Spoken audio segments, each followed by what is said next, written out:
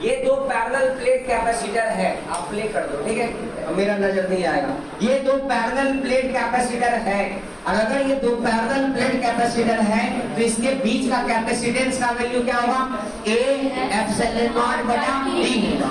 ये तब है जब इसके बीच में कोई डाइलेक्ट्रिक को हमने इंसर्ट नहीं किया। असल मान कर चलिए हमने क्या करा कि एक डाइलेक्ट्रिक को, ये एक डाइलेक्ट्रिक है जिसको हम इसके बीच में इंसर्ट करने वाले हैं। ले भैया हमने इंसर्ट कर दिया, और जैसे हमने इंसर्ट करा तो ये थिकनेस कितना भैया? D, और ये दूरी कितना भैया? अब कितना है डाइलेक्ट्रिक और कैपेसिटेंस का वैल्यू?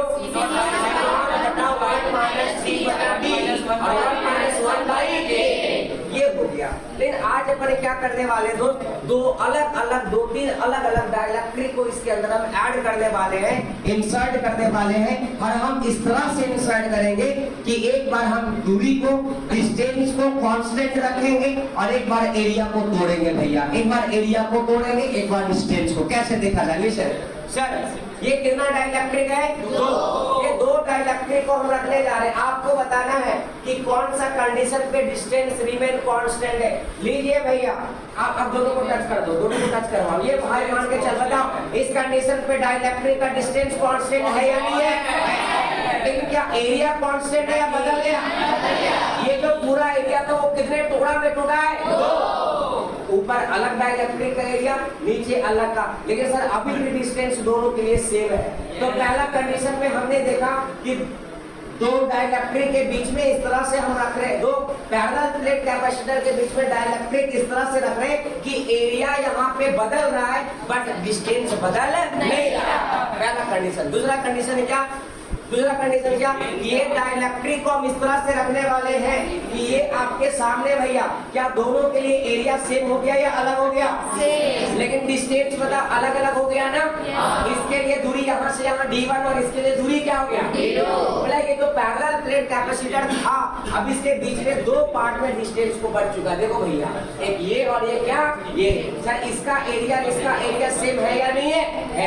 और ये दोनों के लिए मीन्स हम यहाँ पे ये समझाने का काम करेंगे कि हम डाइलेक्ट्रिक को इस तरह से ऐड करने वाले हैं, इंसर्ट करने वाले हैं कि एक बार एरिया को कांस्टेंट रखेंगे, एक बार डिस्टेंस को, और हम ये पता करने का काम करेंगे कि कौन सीरीज है, कौन सा पैरेलल है, और उस कंडीशन पे अलग अलग तरह का सवाल बनाना चाहेगा। सर एक बच्चा और आएगा ड्रेस वाला, नवीन आप जल्दी आएगा या कोई भी आप जल्दी एक और एक्सपेरिमेंट करना चाह रहे हैं,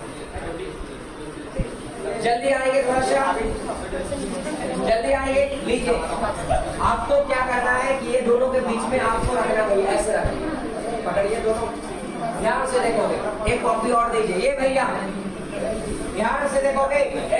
लिसन, कोई बता सकता है इस कंडीशन पे क्या डिस्टेंस सेम है या अलग अलग है? अलग अलग। Very good. और सर ध्यान ये देना, अभी तो एरिया भैया सेम है ना?